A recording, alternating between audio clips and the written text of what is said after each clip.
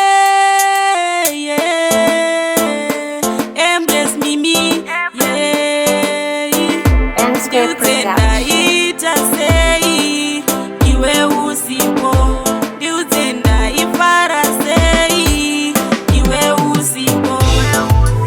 uneva imurwarira asina sindini ndinaye uneva imurwarira asina sindini ndinaye uneva imurwarira asina sindini ndinaye uneva imurwarira asina sindini ndinaye nyangwe zviomese ndiye baba vevana vangu nyangwe zvipfa vese ndini mai vevana vake obvo vanoda kunyumba asi chimbo cherudo ndanyora chidzidzo cherudo mudiwa ini ndinokuvimbisa une vaimurwarira asina sindini ndinaye une vaimurwarira asina sindini ndinaye une vaimurwarira asina sindini ndinaye une vaimurwarira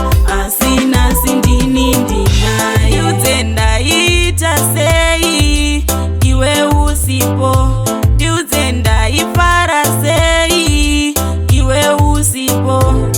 uri chipo chipo chipo chipo iye akakumiwa une rudo rudo rudo rudo iwe